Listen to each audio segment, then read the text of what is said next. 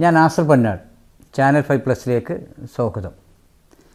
2021 ഇടതുപക്ഷ ഗവൺമെൻറ്റിന് ഒരുപാട് ഉറപ്പുകളുണ്ടായിരുന്നു. ഇടതുപക്ഷം നൽകുന്ന ഉറപ്പുകൾ, അതിൽ മദ്യം നിരോധിക്കും, അങ്ങനെ പല ഉറപ്പുകളും ഉണ്ടായിരുന്നു. അതിലൊരു ഉറപ്പായിരുന്നു ആശാ വർക്കർമാർക്ക് 21,000 രൂപ ശമ്പളം എന്നത്. പാവം ഈ ആശാ വർക്കർമാരും അവരെ കുടുംബങ്ങളൊക്കെ ഇത് കേട്ട് ഇടതുപക്ഷത്തെ ജയിപ്പിക്കാൻ ഒരുപാട് ശ്രമിച്ചിട്ടുണ്ടാവും പാവങ്ങൾ. അപ്പോൾ ശരിക്ക് ആ ഒരു ഉറപ്പാണ് ഇന്ന് അവർ ഈ സമരത്തിലേക്ക് നയിച്ചത്. നമ്മൾ പണ്ട് പറയുമല്ലോ, ആന കൊടുത്താലും ആശ കൊടുക്കരുത് എന്ന്. ആശാ വർക്കർമാരുടെ സമരം ഇന്ന് 50 ദിവസം കഴിഞ്ഞു. അവരുടെ നിരാഹാര സമരമാണെങ്കിൽ 10 ദിവസവും കഴിഞ്ഞു. ഇന്ന് അവർ, ഞാനിത് അവതരിപ്പിക്കുന്ന ഈ സമയത്ത് അവർ മുടിമുറിച്ച് സമരം ആരംഭിക്കുകയാണ്. ഇത് ചാനൽ സംപ്രേഷണം ചെയ്യുന്ന ദിവസത്തിനനുസരിച്ച് ചില ഏറ്റക്കുറച്ചിലൊക്കെ ദിവസത്തിലുണ്ടാകും. മാർച്ച് മാസത്തിലെ കൊടും ചൂട് അസഹനീയമാണ്. എയർ കണ്ടീഷൻ ഇല്ലാത്ത വീടുകളിലും ഓഫീസുകളിലൊക്കെ സാധാ സീലിംഗ് ഫാന് കൊണ്ട് പരിഹരിക്കാൻ കഴിയാത്തത് കൊണ്ട് അഡീഷണലായ ഒരു ടേബിൾ ഫാനും വെച്ചാണ് പലരും ചൂടിനെ പ്രതിരോധിക്കുന്നത്. പകൽ മാത്രമല്ല, രാത്രിയും കനത്ത ചൂടാണ്. ഈ കൊടും ചൂടേറ്റാണ് വലിച്ചു കെട്ടിയ താർപോളിൻ ഷീറ്റിൻ ചുവട്ടിൽ നമ്മുടെയൊക്കെ ആരോഗ്യം സംരക്ഷിക്കാൻ ഓടി നടന്നിരുന്ന ആശാ വർക്കർമാർ 50 ദിവസം ചിലവഴിച്ചത്. അതിനിടെ 2 ദിവസം തിരുവനന്തപുരത്ത് കനത്ത മഴയായിരുന്നു. ആ മഴ മുന്നിൽ കണ്ട് സാധുക്കളുടെ താർപോളിൻ ഷീറ്റും പോലീസ് പൊളിച്ചു മാറ്റി. പെയ്ത മഴയെല്ലാം ആ സാധുക്കൾ കൊള്ളേണ്ടി വന്നു. ഇതെല്ലാം നടക്കുന്നത് ഏതെങ്കിലും ഒരു ഏകാധിപതി രാജാവ് ഭരണം നടത്തുന്ന രാജ്യത്തല്ല. അധ്വാനിക്കുന്ന ജനവിഭാഗത്തിൻ്റെ പേരും പറഞ്ഞ് ഒരു കാലത്ത് പരിപ്പ് വടയും കട്ടൻ ചായയും കുടിച്ച് ഇപ്പോൾ ശീതീകരിച്ച റൂമിലും കാറിലും വസിക്കുന്ന മാർക്സിസ്റ്റ് നേതാക്കൾ ഭരിക്കുന്ന ഭരണത്തിന് കീഴിലാണ്. തെങ്ങ് കയറി ഉപജീവനം നടത്തിയിരുന്ന ഒരു കണ്ണൂർക്കാരൻ തെങ്ങ് കയറ്റക്കാരൻ്റെ മകന് തലശ്ശേരിയിലും കണ്ണൂരിലും ബീഡി ധരിച്ച് നടന്ന് ഇപ്പോൾ കേരളത്തിലെ ശതകോടീശ്വരന്മാരിൽ ഒരാളായി മാറിയ പിണറായി വിജയനാണ് കേരളത്തിൻ്റെ മുഖ്യമന്ത്രി. ഊരിപ്പിടിച്ച വാളിന് മുന്നിലൂടെ സധൈര്യം നടന്നു എന്ന് വീമ്പിളക്കുന്ന പിണറായി വിജയന് ഒന്ന് മൂത്രമൊഴിക്കണമെങ്കിൽ വരെ സായുധരായ അംഗരക്ഷകരുടെ കാവൽ വേണം. അത്രയും ധൈര്യമാണ് പുള്ളിക്ക്. എം ശങ്കരൻ നമ്പൂതിരിപ്പാട് മുതൽ ഉമ്മൻചാണ്ടി വരെയുള്ള മുഖ്യമന്ത്രിമാർ ഉപയോഗിച്ച വാഹനങ്ങളൊന്നും പോരാ. ഇറക്കുമതി ചെയ്ത അത്യാധുനിക വാഹനങ്ങൾ തന്നെ വേണം. വാഹനം എന്ന് പറഞ്ഞാൽ ഒന്നല്ല, 40 വാഹനങ്ങളുടെ അകമ്പടി. പണ്ടുള്ള മുഖ്യമന്ത്രിമാരൊക്കെ സമാധാനത്തോടെ കിടന്നുറങ്ങിയിരുന്ന ക്ലിഫ് ഹൗസ് മോടി പിടിപ്പിക്കാൻ കോടികളും, ഗോമാതാവിനെ സംരക്ഷിച്ച് പുണ്യം നേടാൻ പശുത്തൊഴുത്ത് നിർമ്മിക്കാൻ 40 ലക്ഷവും, പശുക്കൾക്ക് അപ്പിയിടാൻ, നാടൻ ഭാഷയിൽ പറഞ്ഞാൽ വളക്കുഴി തോണ്ടാൻ 4 ലക്ഷവും രൂപ, വയനാട്ടിലെ പ്രളയബാധിതർക്ക് 1000 സ്ക്വയർ ഫീറ്റ് വീടുണ്ടാക്കാൻ ഏകദേശം ചിലവ് കണക്കാക്കുന്നത് 15 ലക്ഷമാണ്. ഇത് സർക്കാർ കണക്കാക്കുന്നതല്ല, സന്നദ്ധ സംഘടനകളൊക്കെ എടുത്ത കൊട്ടേഷൻ അനുസരിച്ചാണ് എന്നുകൂടി നമ്മൾ ഓർക്കണം. അപ്പോഴാണ് ഒരു ചാണകക്കുഴിക്ക് 4 ലക്ഷം രൂപ ചിലവഴിക്കുന്നത്. ഒരു ചെറിയ ജലദോഷവും പനിയും വന്നാൽ കേരളത്തിലെ ആരോഗ്യരംഗം അതിസമ്പന്നമാണെങ്കിലും മൂക്കള മാറ്റാൻ അമേരിക്കയിലേക്ക് ചികിത്സക്ക് പോകണം. ഇതൊന്നും അച്ഛനും മകളും അധ്വാനിച്ചുണ്ടാക്കിയ പണമല്ല. നിങ്ങളും ഞാനും ഈ സമരം നടത്തുന്ന പാവപ്പെട്ട ആശാ വർക്കർമാരും നൽകുന്ന നികുതി പണവും നമ്മളെയൊക്കെ പണയപ്പെടുത്തി വായ്പ വാങ്ങിയ പണവുമാണെന്ന് നമ്മൾ മറക്കരുത്.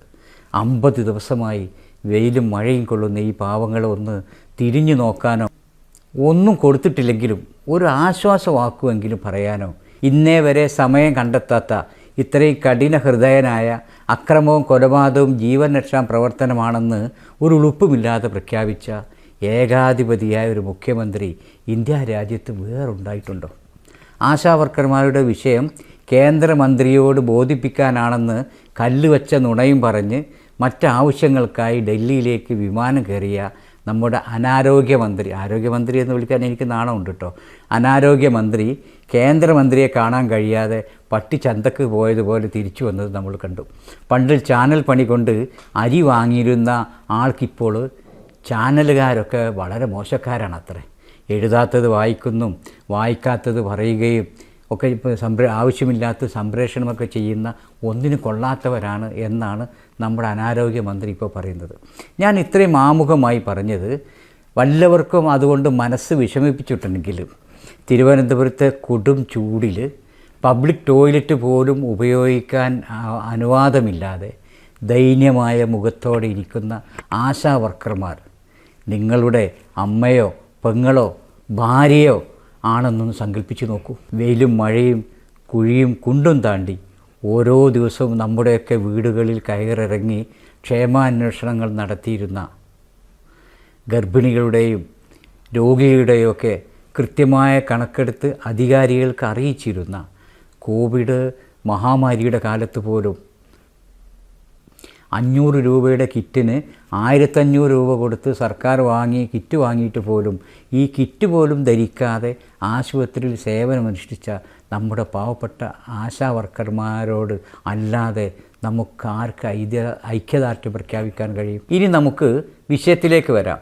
2005 അക്രഡിറ്റഡ് സോഷ്യൽ ഹെൽത്ത് ആക്ടിവിസ്റ്റ് എന്ന ആശ നിലവിൽ വരുന്നത്. കേന്ദ്ര ഗവൺമെൻറ് രൂപീകരിച്ചതാണെങ്കിലും ആശാ വർക്കർമാർ ചെയ്യുന്ന ജോലി അതാത് സംസ്ഥാന ഗവൺമെൻറ്റിൻ്റെ ആരോഗ്യ മേഖലയിലാണ്.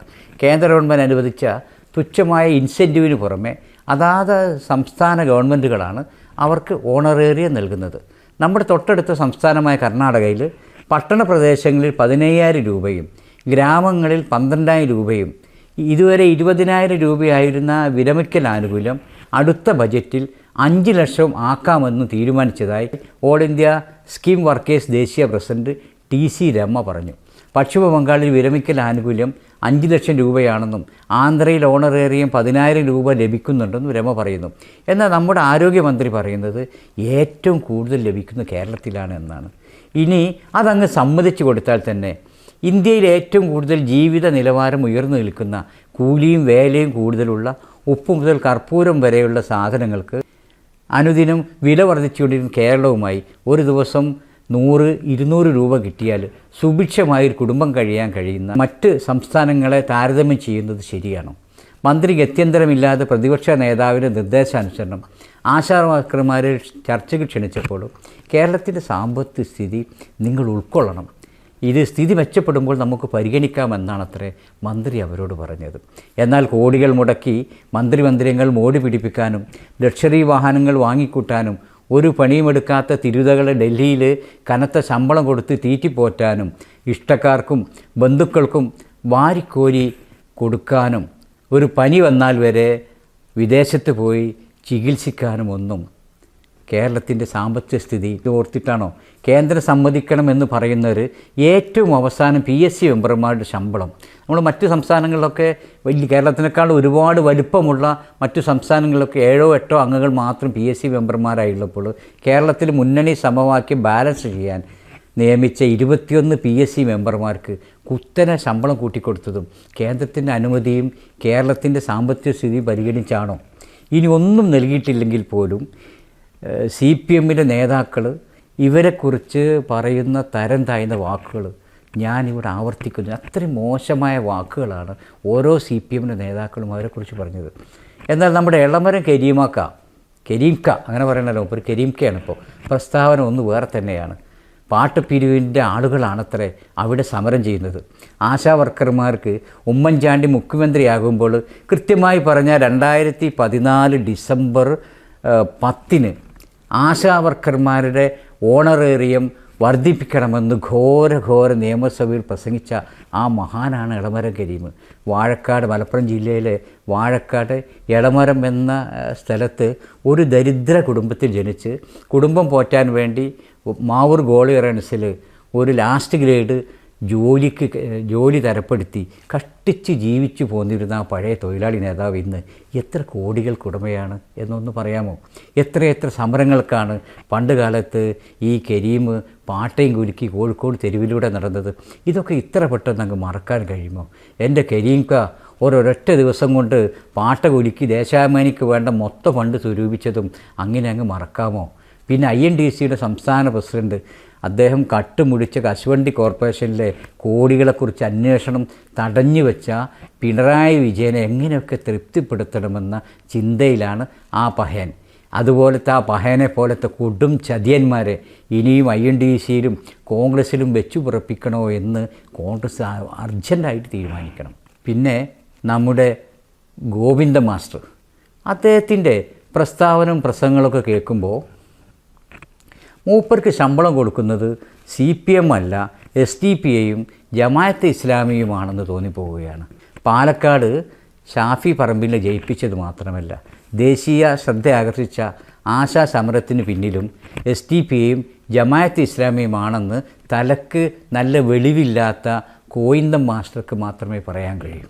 ആന ഇറങ്ങിയാലും പുലി ഇറങ്ങിയാലും മഴ പെയ്താലുമൊക്കെ അതിനു പിന്നിൽ തീവ്രവാദ സാന്നിധ്യവും SDP-യും ജമാഅത്തെ ഇസ്ലാമിയുമാണ് എന്നൊക്കെയാണ് അദ്ദേഹം പറയാറ്.